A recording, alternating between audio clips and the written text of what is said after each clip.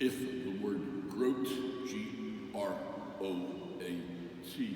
is not familiar to you, well, you can always look it up, as they say. The Greek and the Latin also use the word drachma, which I think we could use too, drachma, but the translator here chose to use a word from Middle English, which is groat, but whatever it means a small coin. I'm sure you know that. However, that's not my business today to talk about groats and drachmas. I would like to homilize about something else.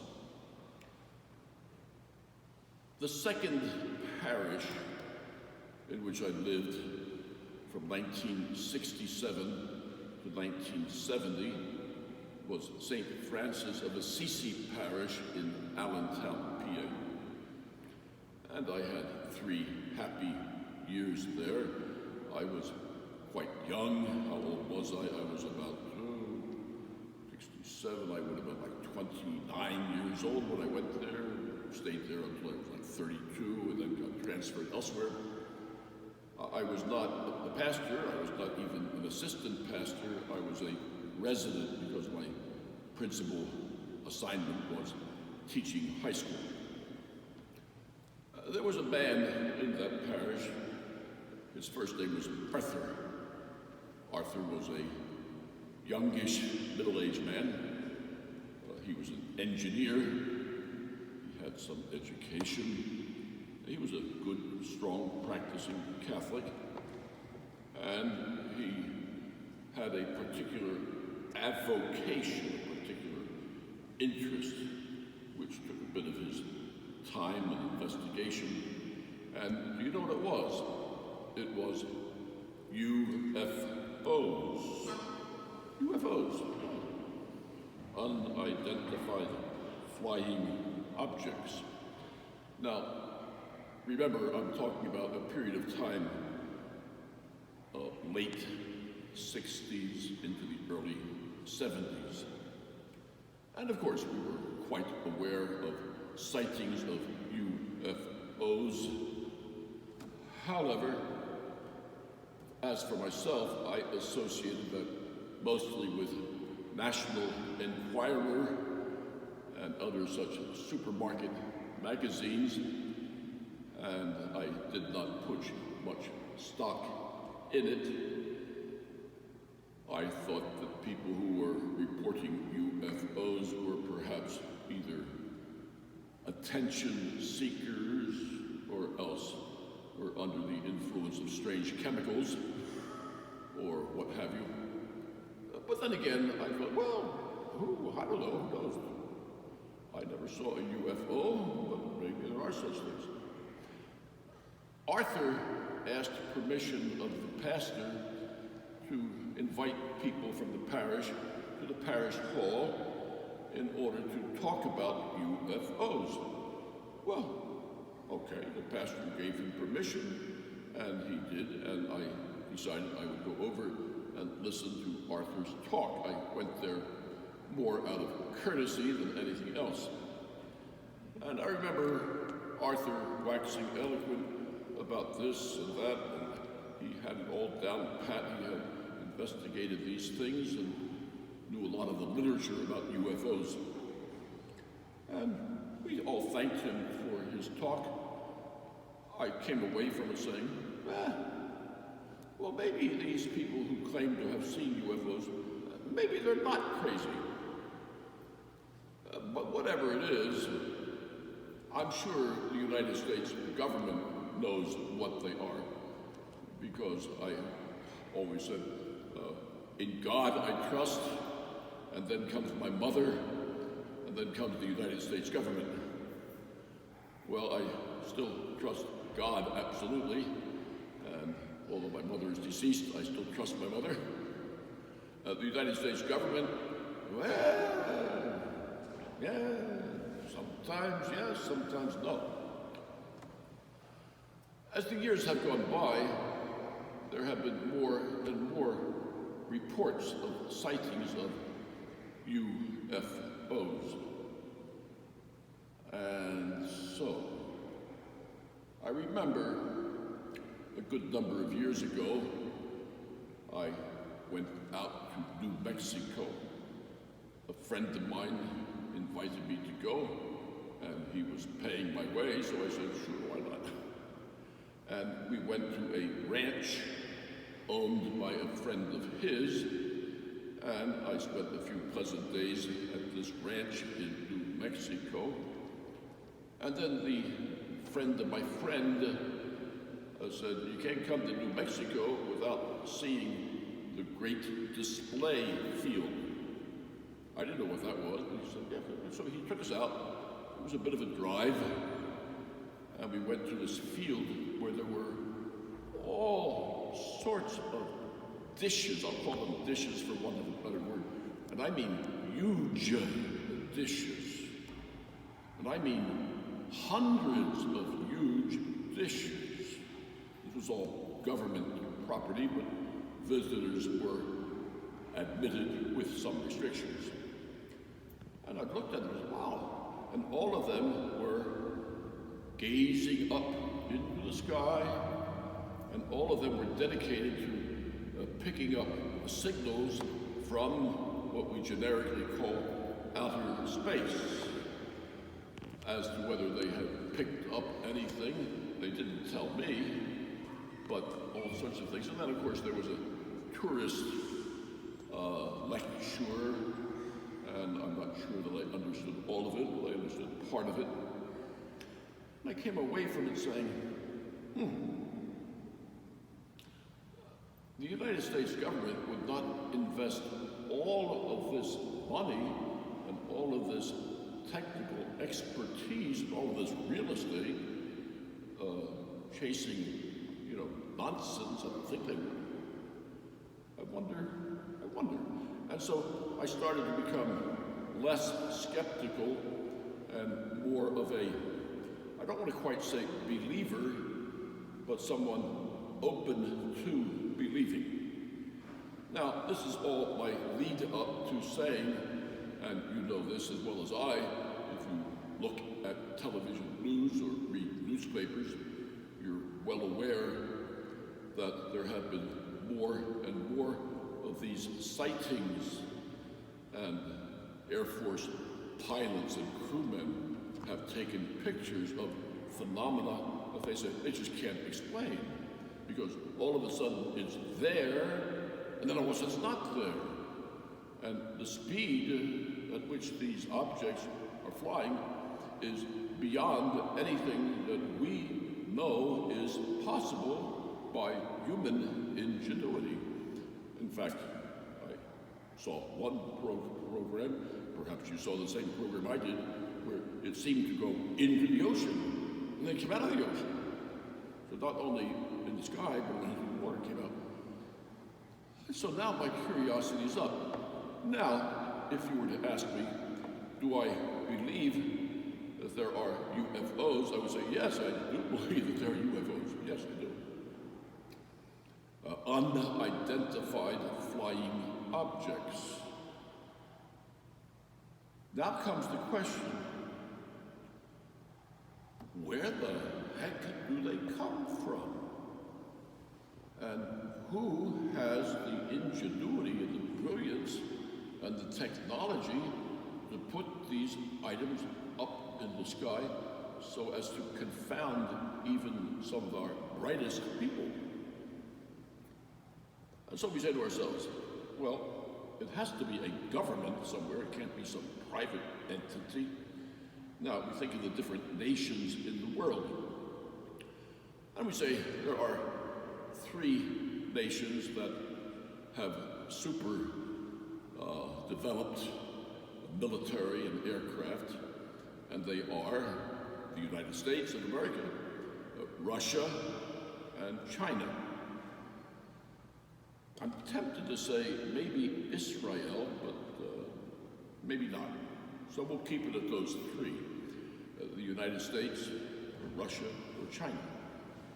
But then from what I have heard, these UFO sightings go back not to the 1980s or 70s or 60s, but even back to the 1950s. And I say to myself, well, there's a continuity there, and so if these things were flying around in the 1950s, China at that time was strictly an agrarian society. No way that China could have put them up. Russia the same. Russia was just coming out of feudalism at that time, coming out of the communist revolution. No, they could. It would have to be the United States. It has to be the United States. However, high-ranking people in the United States say, no, they are not of American origin. Now, again, I don't trust everything that the government says to me, but we have to put at least, what shall I say, tentative trust in what people say. You always say, well, I'll believe you, maybe. Now, President Obama, not too long ago, now, I am not a great fan of President Obama, but that's neither here nor there. I believe that sometimes he does tell the truth. And President Obama said that these UFOs are not of American origin. So, say I to myself, well, where the heck do they come from? And now I get a little bit nervous, because if I could be sure that they were of American origin, and somehow or other that the President of the United States or the Joint Chiefs of Staff or some high-ranking military person knew what they were, but wouldn't tell us, I would say, okay, but are you telling me that you know what they are? You don't want to tell me what they are, but you know what they are. If they were to say to me, yes, we know what they are, and don't worry about it because we've got it all under control. That's all I want to know, that they've got it all under control. Now, why am I even talking about this today? Well, I thought I would take advantage of the opportunity because someday during this month of June, if the news reports are correct, and I'm sure you have heard these news reports, at some point during this month, a report is supposed to come out from some high government agency telling us what they know about UFOs. And I guess I shouldn't be anticipating and saying I know what they're going to say. I don't know what they're going to say. But I think what they're going to say is, you know, we don't know.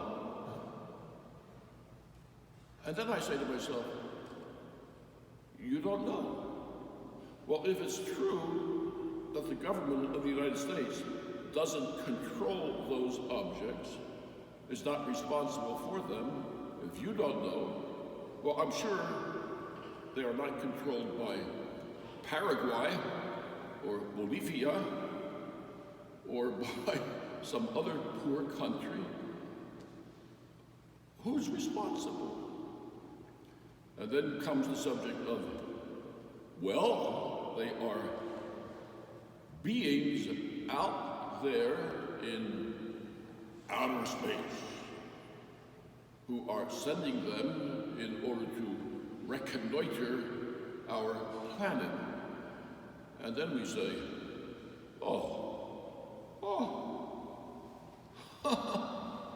now I'm getting a little nervous. Okay. So what does this have to do with my Catholic Christian faith? Well, you know what? I think there are some persons whose faith is so weak and whose knowledge of theology is so minimal that they will be tempted to lose their faith if it ever turns out that we find out that there are intelligent beings who come from somewhere in outer space who are not human, but they are intelligent. And if they are intelligent, they are therefore persons. You know what I mean by a person, do you not? The only persons that you and I know about so far are, first of all, the three divine persons who are the one God. There's the Father, the Son, and the Holy Spirit. And they together are the one God. And we call them persons because they have intellect and free will. And then from what we know in Revelation, God has created two kinds of persons.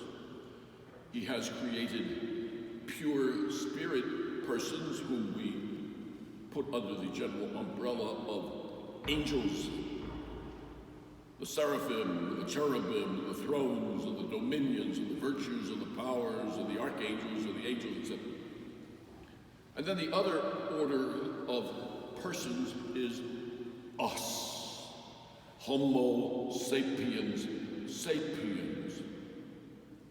And I've been going along for 83 years in my life saying there are three kinds of persons, the three divine persons, of which there never were less than three, nor will there ever be more than three, because God is God is God. And then there are angelic persons, and how many of them there are, I don't know. The Bible drops a hint that there are an awful lot of them. And then there are human persons, and how many are we? Well, at the present time, just counting the living human persons, there are about 7 billion of us, I think, give or take. More in the past, more to come.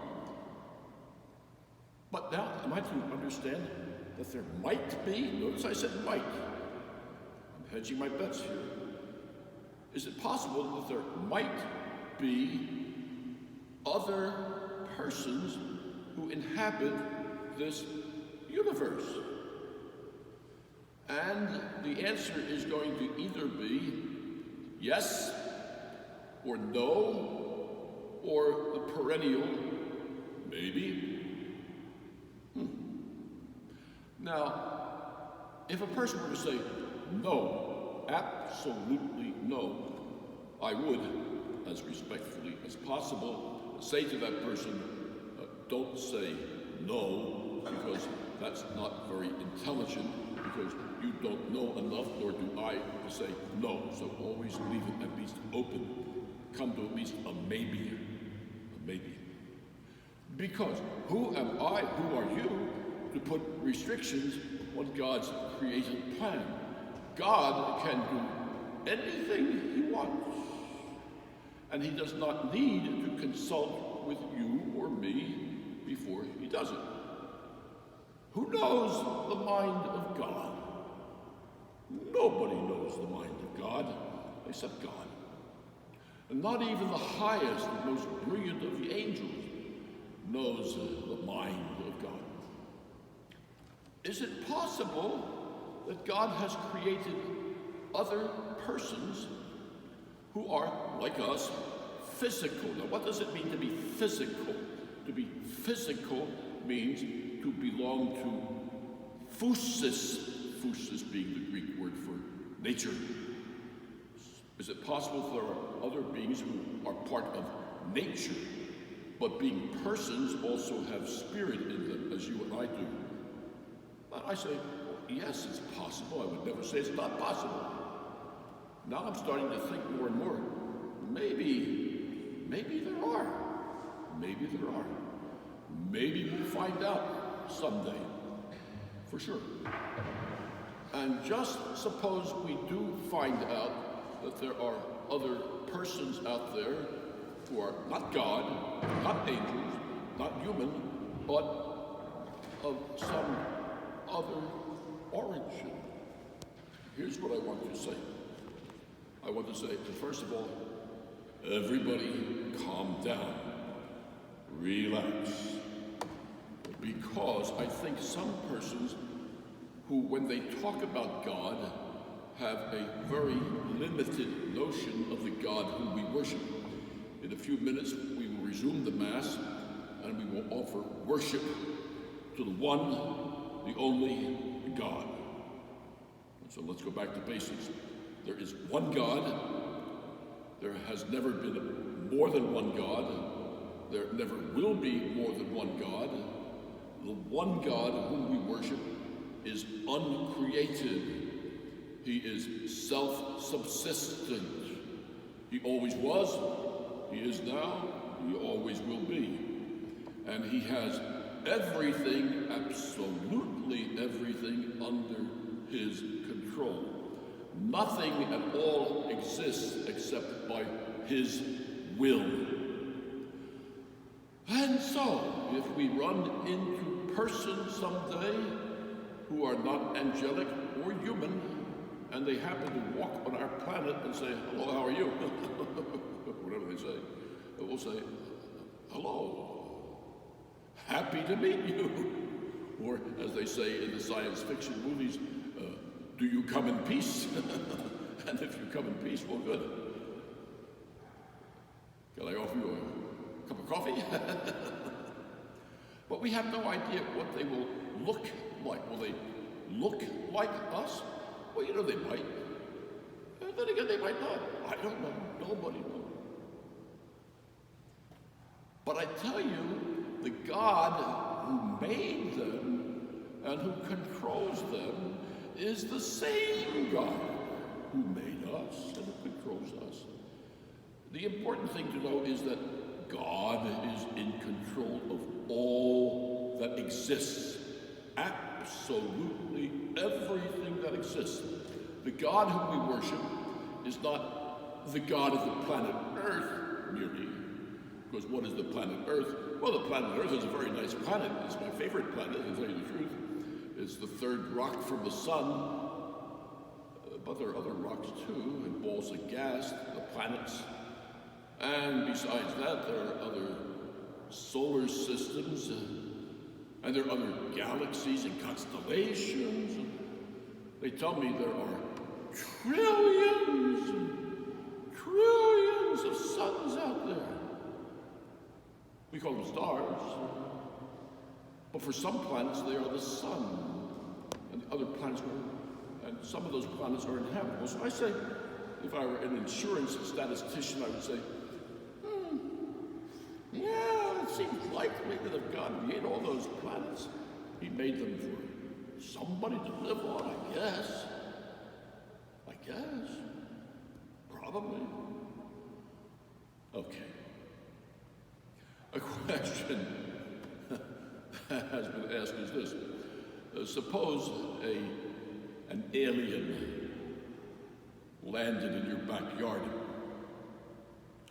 and seemed to be nice enough, non-threatening, and you let him or her into your house, and let's say you are a devout Christian person, would you talk to that person about getting baptized? Well, you know, the answer is no.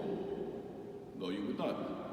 Well, why would you not? Because the sacraments of baptism are for homo sapiens sapiens, for human beings. Why? Because we fell into sin. You know, it's possible that God created intelligent creatures who never fell into sin, who are innocent but brilliant who are brilliant persons, but never fell into sin. In which case, baptism would be irrelevant for them, if possible. Then again, it is possible that they did fall into sin, and now if they did fall into sin, two things are possible. God simply said, the hell with them. Or it's possible that God said to his son, would you incarnate into their species? Is it possible that the second person of the Trinity has incarnated into some other species? Is it possible, is all I'm asking. I'm not saying, is it likely? I'm not saying, did it happen? I'm saying, is it possible? And it's always good to know what is possible. And the answer is, yes, it's possible. But we don't know. My main point here is not to inform you about outer space, because I know very little about outer space. Practically nothing. But this much I do know. Let me just read this to you.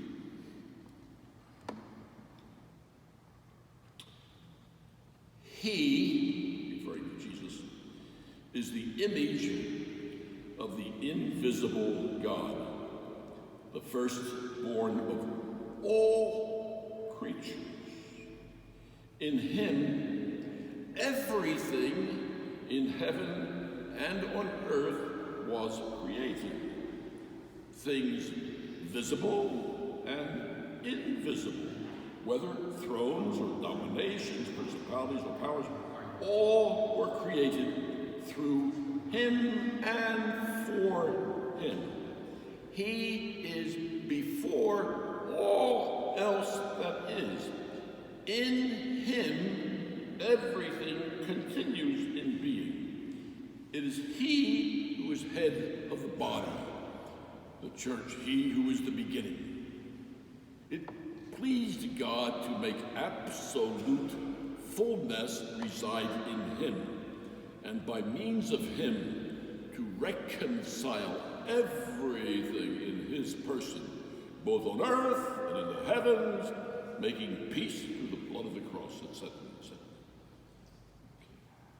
And so, not only is there just one God for all creation, including these hypothetical intelligent beings that we're speaking of, but the Word of God, the second person of the Trinity, is the one through whom all were created.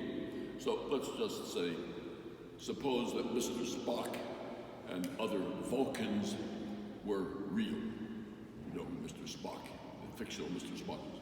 Just suppose that Mr. Spock and the Vulcans were real. Would they have been created in Christ and through Christ? And the answer is, oh yes, oh yes. Everything that exists, including those persons who are responsible for these UFOs, all persons were created in him and through him. There's a child's Sunday school hymn which is sweet, and yet it is profound. It goes like this, referring to God. He's got the whole world in his hands. He's got the whole wide world in his hands. He's got the whole world in his hands. He's got the whole world in his hands. He's got you and me, brother. In his hands, he's got you and me, sister.